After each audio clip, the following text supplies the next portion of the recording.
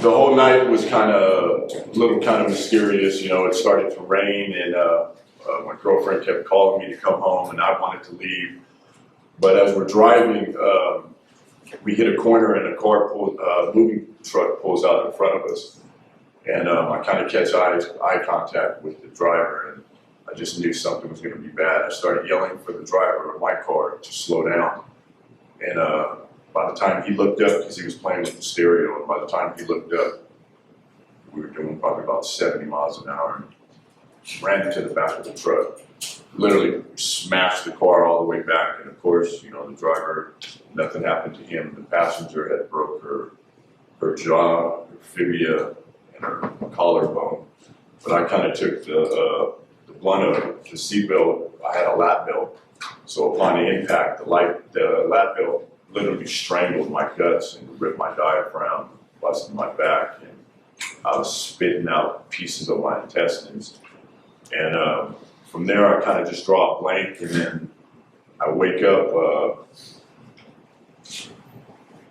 about 6-7 days later at Mercy San Juan Hospital, and you know, with tubes and everything in me, and then realizing, you know, something's going on. And then I started trying to pull everything out because I had to go to work, and I thought it was that same Saturday, and I was going to be late for work. My job I had just started, and they told me the date and what happened, and you know, I couldn't really move. They ended up strapping me to the bed, and I remember I just passed back out and woke up a couple of days later. They ended up taking the breathing tube out of me and started explaining to me how my life was going to be. And it's a scary thing, you know. You wake up. In my situation, in some people's situation, they had Crohn's, they had, you know, irritation, and they didn't, you know, they knew they were going to remove their intestines in certain cases. But in my situation, I woke up and I didn't have anything inside of me, and it was confusing, and I was angry because I was telling the doctor, what if I didn't want you to do that? You know, what if I don't want to live like this? So time went on, and I started meeting. I ended up meeting a guy that was a few halls down from me. He was in a motorcycle wreck, so they wanted to bring him in to talk to me because they knew I was a little depressed and I was down. So he had drove into a truck doing 100 miles an hour on his motorcycle. His leg literally went up through his stomach, and his other leg got bent up behind. When they found him, one leg was behind his head, and his other leg was literally inside, like of his gut. And he had been in there for 3 months, and they were getting ready. He was on his way out, and he came in and talked to me, and he was like, "Look at me, man." And he goes, "You're going to be able to walk. You're going to be able to move around." He said, "Enjoy the life that you enjoy." What did he say? Enjoy your new life you're going to have. And I was mad at him for even letting him come say that to me. I don't want to hear anything. So once he left, I just drowned myself again in my sorrows. And then it was time for us to leave the hospital, and I kind of didn't want to leave because I was scared to go home, because how am I going to manage all this stuff going on with me? So finally, when I got home, I was blessed with a good nurse who came in, and she helped me out and walked me through the ropes. And back then, this was in 2004. There wasn't a lot of things out there on short bowel syndrome. At least the doctors and the people that I was with didn't know too much. Luckily, I had a good GI doctor, Dr. Charles Halstead.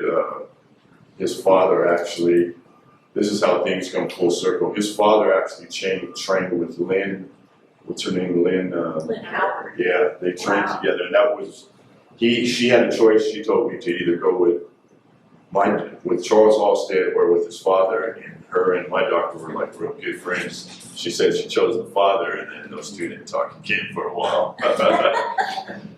But it was just kind of full circle because he really knew a lot about my condition, and you know, he had wrote books on my condition, and so I was in good hands. But it still was a struggle. You know, I didn't have this. I didn't have people I could go to. I didn't have a family like this.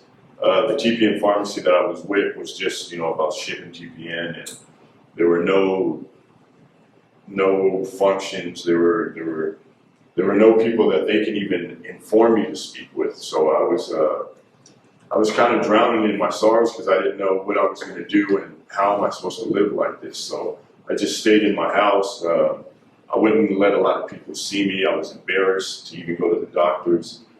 And then happened to be at the pharmacy I was at, I overheard a conversation about Nutrishare. So they were having, it was their competition, and I won't say their name out of respect. But I had overheard a conversation about Nutrishare and how good they're doing and what they're doing for their patients. And I just remembered that name, so as soon as I got home, I started trying to find Nutrishare, and I kept coming up with the shakes. What is it? I'm like, I know she said Nutra something. So I just kept going, and I couldn't find it, so I had given up that day. And then a nurse at UC Davis, I was talking to her about it. She had actually heard of them. So I called, and Ian had actually been over at the other pharmacy I was at. He was with Nutrishare, and I got plugged in with Ian, and things have been amazing since. I got to go to my first Holy Foundation meeting, and I got to meet people, and I didn't see you. How you doing, buddy? Sorry. You're behind the camera. I'm a little out of it right now, so. But yeah, I got to go to my conference, and I got to meet, amazing people, and what got me there was seeing all the kids running around with the backpacks. I would see some kids like falling backwards, and they would have to adjust their weights, and I kind of sat in the corner and just cried for a little while because I was like, this is home. This is where I'm supposed to be. This is where I can find the information and the people I need to talk to.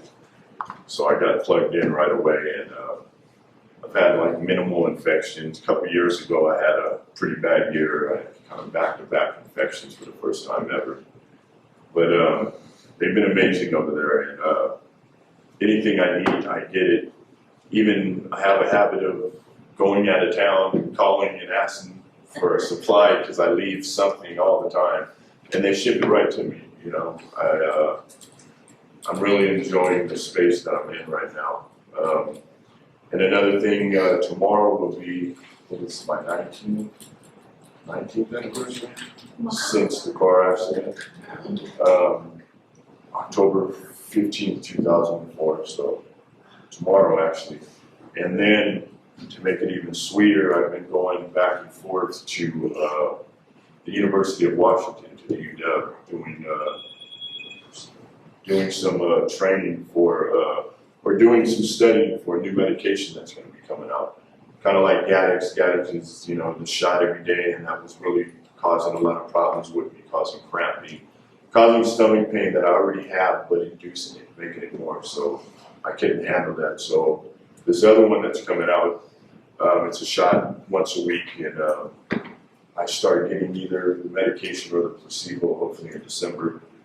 And I have a feeling that this is going to help me out. I'm not hoping to, I'm hoping to get off of TPN and get this line out.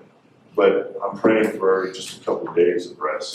If I can get a couple of days of rest from it, a couple of days of not touching on this line, I'll be happy. And I kind of wish Ian was here. Are you going to the tour with us? He's waiting for you. Cool. You can get Ian out of the pharmacy. Yeah, so everything has kind of came full circle right now.